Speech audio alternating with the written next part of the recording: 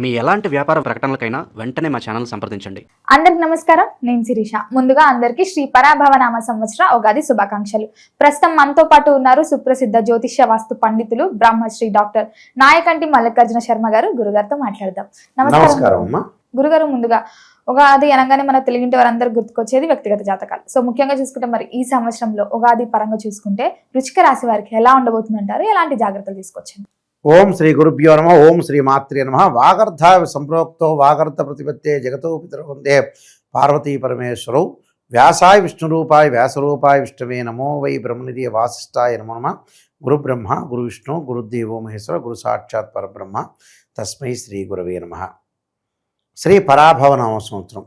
శ్రీ పరాభవనామ సంవత్సరం అంటే అనేక మార్పులు, అవమానాలు, అనుమానాలు, పరాభావాలు జరగకుండా చూసుకోవటం, పరాభవం జరిగిన తర్వాత ఎక్స్పీరియన్స్ని అనుభవించడం. అలాంటి అనుభవించే రామ సంవత్సరమే శ్రీ పరాభవనామ సంవత్సరం. ఇప్పుడేం పెద్దగా పరాభవాలు జరుగుతున్నా కూడా ఇలా దులుపుకొని వెళ్ళిపోతున్నారు. ఇప్పుడేం మానసికంగా ఏం ఆందోళన పడేవాళ్ళు ఎవరు లేరు ఇక్కడ ప్రపంచంలో. జరిగితే జరిగింది, అవమానం జరిగితే జరిగింది, ఎవడనుకుంటే ఏమి లేని విచ్చలవిడితనం ఎక్కువైపోయింది వీళ్ళకి. శ్రీ పరాభవనామ సంవత్సరం ఏంటి, ఏ నామ సంవత్సరం వచ్చినా ప్రజలు అంతే ఉన్నారు వాస్తవంగా అయితే. ఎందుకంటే అలాంటి పరిస్థితులు ఎక్కువగా ఉన్నాయి. అయితే శ్రీ పరాభవనామ సంవత్సరంలో ముఖ్యంగా ఇక్కడ మనం వృశ్చిక రాశి వారిని తీసుకునేటట్టయితే ప్రధానంగా వృశ్చిక రాశిలో 4వ పాదంలో జన్మించిన వాళ్ళు, అనురాధ నక్షత్రం 1, 2, 3, 4 పాదాలు, జ్యేష్ఠ నక్షత్రం 1, 2, 3, 4 పాదాల్లో జన్మించిన వాళ్ళందరూ కూడా వృశ్చిక రాశి జాతకులు అవుతారు. ఈ వృశ్చిక రాశి వాళ్ళకి చాలా అనుకూలంగా ఉంటుందని చెప్పుకోవచ్చు. 11 ఆదాయం, 8 ఖర్చు. రాజ్యపూజ్యం అనేది 2, అవమానం 6 ఉంటుంది. ఆ మాత్రం డబ్బులు సంపాదించాలంటే అవమానపడాల్సిందేగా మనిషి. లోకంలో జరిగేది ఏదేగా. అయితే గ్రహగమనగతుల విషయానికి వస్తే ఇవన్నీ కూడా గోచారీత్యా చెప్పబడే ఫలితాలు అంటారు. గోచారం అంటే ఏంటంటే ట్రాన్సిట్ సిస్టమ్, అంటే గ్రహాల యొక్క కలయిక, మూమెంట్. అది శాశ్వతం కాదు. శాశ్వతం అనేది బర్త్ చార్ట్, నేటల్ చార్ట్ అంటారు. అంటే జన్మలగ్నాన్ని అనుసరించి ముందుకు వెళ్ళే చార్ట్ అనేది. గురువు ధనకారకుడు, సంతానకారకుడు, యశస్సును కీర్తిని ఇచ్చే ప్లానెట్ ఏమిటంటే గురువు. జూన్ 2 వరకు గురువు మిథున రాశిలో ఉంటాడు. 2వ తారీఖు నుంచి కర్కాటక రాశిలోకి మారుతాడు. అక్టోబర్ 31 వరకు. 31వ తారీఖు తర్వాత సింహరాశిలోకి సంచారం చేస్తాడు అతిచారంతో. అతిచారం అంటే ఉన్న సంవత్సరాల్లో, ఉన్న రోజుల్లో కాకుండా ఎక్కువగా ముందుకెళ్ళటాన్ని. అయితే అది ఎప్పటి వరకు ఉంటాడు? అక్టోబర్ 31 నుంచి డిసెంబర్ 18 వరకు ఉంటాడు. డిసెంబర్ 18 మళ్ళీ వక్రగతిలోకి వెళ్ళిపోతాడు. శని జూలై 25 దగ్గర నుంచి అక్టోబర్ 31 వరకు కూడా, జూలై 25వ తారీఖు నుంచి డిసెంబర్ 10 వరకు కూడా శని వక్రగతిలోకి వెళ్ళిపోతాడు.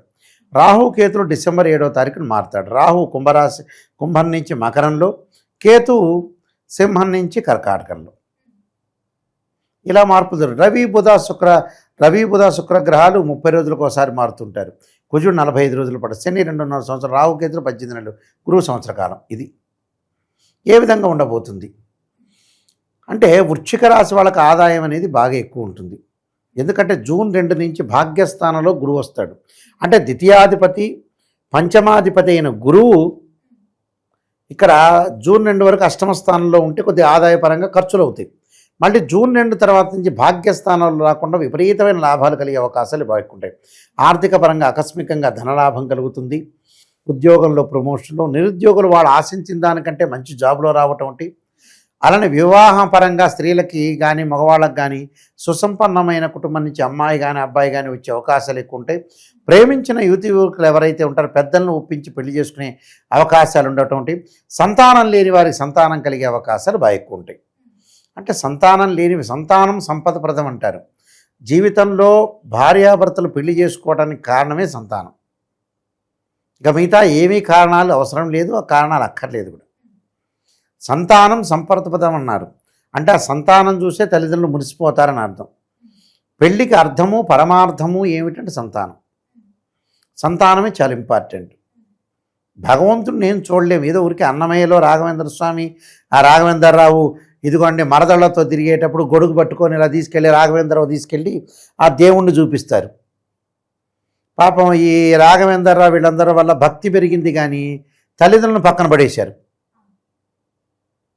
భక్తి పెరగకూడదని కాదు, భక్తి పెరగటం మంచిదే, కానీ అసలు జనాల్ని మొత్తం తీసవతల పడేస్తున్నారు. ఇప్పుడు మాకు భక్తి కావాలి, భగవంతుడు కావాలి, ఏ పని చేసినా సరే నాకు భగవంతుడిని ఆయన దగ్గరికి వెళ్తే పాపం పరిహారం అవుతుంది, పాప ప్రక్షాళన చేసుకుంటున్నారు. భగవంతుడు ఏం తిక్కలాయన ఏం కాదు. ఇవన్నీ నువ్వు పొద్దుగులు వస్తున్నావరా, నీకేం ఒకసారి 2 సార్లు ఎగ్జామ్షన్ ఇస్తాడు, 100 సార్లు ఎగ్జామ్షన్ ఏమి ఇవ్వడు.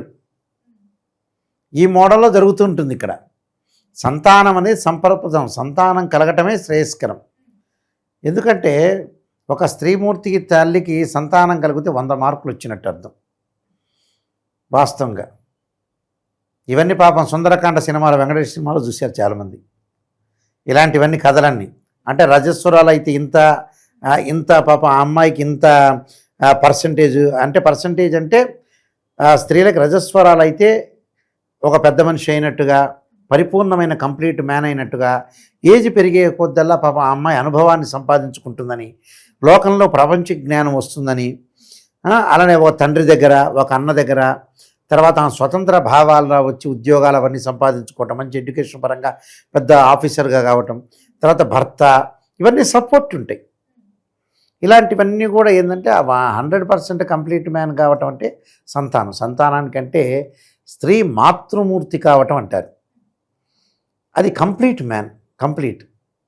ఒకవేళ భర్త చెడ్డవాడైనా పిల్లలు ఉంటారు తోడుగా సహకారంతో, అది కూడా చాలా ఇంపార్టెంట్. అందువల్ల ఇక్కడ గురువు వల్ల మంచి జరిగే అవకాశాలు ఎక్కువగా ఉంటాయి. అయితే శని వల్ల ఎలాంటి ప్రభావాలు జరగబోతున్నాయి? శని వల్ల శని జూలై 25 దగ్గర నుంచి డిసెంబర్ 10 వరకు కూడా వక్రస్థితిలోకి వెళ్ళిపోతాడు. శని అప్పుడైనా ఇప్పుడైనా ఎప్పుడైనా కూడా ఈ రాశి వాళ్ళకు పెద్దగా అనుకూలంగా ఉండదు. తల్లి యొక్క ఆరోగ్య విషయంలో కానీ, స్థానచలనాన్ని జరగటాన్ని, ఉద్యోగంలో ప్రమోషన్లు ఇలాంటివి జరిగే సందర్భాలు ఎక్కువ ఉంటాయి. రాహు వల్ల కూడా తల్లిదండ్రుల యొక్క ఆరోగ్యపరంగా జాగ్రత్త ఉండాలి. అంటే డిసెంబర్ 7 నుంచి రాహు మారుతాడు, కుంభం నుంచి మకరంలోకి వెళ్ళిపోతాడు. డిసెంబర్ 7 నుంచి బాగుంటుంది రాహు యొక్క ఫలితం వల్ల వీళ్ళకి. డిసెంబర్ 7వ తారీఖు నుంచి వృశ్చిక రాశి వాళ్ళకి అనుకూలంగా ఉంటుంది. విదేశాలకు వెళ్ళటం, అంటే విదేశాలకు ఎప్పుడు వెళ్తాం గురువుగారు అడిగేవాళ్ళు ఉంటారుగా, 7వ తారీఖు నుంచి అనుకూలంగా ఉంటుందని చెప్పొచ్చు. అది అంటే అన్నదమ్ముల మధ్యలో సఖ్యత, పిత్రార్జితం బాగా కలిసి రావటం, ఒకటి కోర్టు సమస్యలు తగ్గే అవకాశాలు బాగా ఎక్కువ ఉంటాయి. విదేశాల్లో ఉన్న వ్యక్తులకు కూడా వ్యాపారాలు చేసే అవకాశాలు ఎక్కువ ఉంటాయి. ఇక్కడ కంపెనీ త్రూ కూడా విదేశాలకు వెళ్ళే అవకాశాలు ఎక్కువ ఉంటాయి. కేతు వల్ల మోక్ష మార్గం, తీర్థయాత్రలు, పుణ్యక్షేత్రాలు, కోర్టు సమస్యల పరిష్కారం జరిగే అవకాశాలు ఎక్కువ ఉంటాయి. అంటే ఇవన్నీ కూడా వాళ్ళకి జరుగుతాయని అర్థం. వివాహానికి సంబంధించిన విషయాలు కూడా అనుకూలంగా ఉంటుంది అని అర్థం. అయితే కొన్ని విషయాలు మనం ప్రత్యేకంగా చూసుకునేటట్టయితే అర్ఘంచ స్వకులాచారం అంటారు. అంటే గృహలాభం, శుభోజనం, నిత్య స్త్రీ జన సంపర్క, నవమస్తే భవే దుర్గే అంటారు. అంటే భవే దుర్గౌ అంటారు. అంటే కారణం ఏంటంటే ఈ రాశి వారికి ఈ సంవత్సరం అంతా కూడా వృత్తి ఉద్యోగాల యందు అభివృద్ధి, ధనలాభం, వృత్తి ఉద్యోగాల యందు అభివృద్ధి, కుటుంబ సౌఖ్యము, సమయానికి చేతికి ధనం అందటం, చాలా కాలం నుంచి రావాల్సిన బాకీలు వసూలు కావటం, ఆకస్మికంగా ధనలాభం, సంఘంలో కీర్తి ప్రతిష్టలో బాగా పెరగటం, అలానే విజయము, లాభము, వివాహం కాని స్త్రీల పురుషులకు వివాహం కావటం, ఉద్యోగులకి ఉద్యోగాల యందు అభివృద్ధి, మీ మాట మీద గౌరవం అధికంగా పెరిగే అవకాశాలు, అభివృద్ధి కలగటం ఒకటి, ఐటీ అంటే కంప్యూటర్ సాఫ్ట్వేర్ రంగాల ఉద్యోగుల ప్రమోషన్ లభించడం, విదేశాలకు అనుకూలంగా ఉండటం, వ్యాపారాల యందు అన్నిటిగా విజయం సాధించడం, వ్యాపారాల యందు అభివృద్ధి, నూతన సంస్థలను ఏర్పాటు చేయటం, భాగస్వామ్యంతో మిత్రత్వం కలగటము, కిరాణా, ఫ్యాన్సీ, ట్రాన్స్ఫరు, నూనె, ట్రాన్స్పోర్టు, నూనె, చర్మము, రకరకాల వ్యాపారాలు చేసే వాళ్ళకి, చెప్పుల వ్యాపారం చేసే వాళ్ళందరికీ కూడా బాగుండటం, మంచి అభివృద్ధి కలిగే అవకాశాలు, మెడికల్, రియల్ ఎస్టేట్ వాళ్ళకి, ముడి సరుకులు, కంప్యూటర్ సాఫ్ట్వేర్ ఎంప్లాయీస్కి, పండ్లు, పూలు, నూనెలు అంటే పండ్లు, పూలు, బజ్జీలు వేసేవాళ్ళు చిరు వ్యాపారులు అంటారు వాళ్ళకి, ఎలక్ట్రికల్, ఎలక్ట్రానిక్స్, పబ్లిషర్సు, సినిమా, బ్యూటీ పార్లర్లు, ఇలా వీళ్ళందరికీ కూడా అనుకూలంగా ఉంటుంది. నూతన వ్యాపారానికి వ్యాపారం అనేది ప్రారంభం చేయొచ్చు, అధిక లాభాలు కలిగే అవకాశాలు ఎక్కువ ఉంటాయి. ఏ వ్యాపారులకైనా అనుకూలంగా ఉంటాం, విద్యార్థులకు అనుకూలంగా ఉంటాం, మంచి భవిష్యత్తు, ర్యాంకులు వచ్చే అవకాశాలు బాగా ఎక్కువ ఉంటాం, రాజకీయ నాయకులకు పదవి వచ్చే అవకాశాలు, మంచి లాభాలు, రైతులకు కూడా అన్ని పంటలు మంచి లాభాలు కలిగే అవకాశాలు ఉంటాయి. అన్ని విషయాలు లాభదాయకంగా ఉంటుంది. కుటుంబ గౌరవం పెరిగే అవకాశం ఉంటుంది. దీర్ఘకాలిక రోగాలకు కూడా ఉపశమనం లభించే అవకాశాలు ఉంటాయి. ఈ సంవత్సరం అంతా కూడా అనుకూలంగా ఉంటుంది. అక్టోబర్ నుంచి డిసెంబర్ మాత్రమే కొంత జాగ్రత్త ఉండాలి. అంటే అక్టోబర్ లాస్ట్, నవంబర్, డిసెంబర్ ఆ రెండుల్లో మాత్రం కొన్ని ఇబ్బందులు చికాకులు కలుగుతాయి. టోటల్గా ఎవ్రీథింగ్ విల్ బీ ఓకే అని చెప్పుకోవచ్చు. వీళ్ళకి అంతా అనుకూలంగా ఉన్నాయి. ఇంకా మరింత మనిషి ఆశాజీవి కాబట్టి ఇంకా భగవంతుడిని కొలిస్తే 100 కోట్లు కాస్త 200 కోట్లు వస్తాయి అనుకునే వ్యక్తులు చాలామంది ఉంటారు కదా, వాళ్ళందరికీ కొన్ని పరిహారాలు చేసుకుంటే సరిపోతుంది. వాళ్ళు మరి ఎలాంటి పరిహారాలు చేసుకోవచ్చు అంటారు? వీళ్ళు ముఖ్యంగా జూన్ 7 వరకు రాహు యొక్క ఆరాధన చేయాలి. అమ్మవారి యొక్క రాహు యొక్క అధిష్టాన దేవ దుర్గాదేవిని, అలానే అర్ధకాయ మహావీరం చంద్రాదిత్యమర్ధనం సింహకాగర్భ సంభూతం తం రాహుం ప్రణమామ్యం అనే మంత్రాన్ని చదవటం ఒకటి.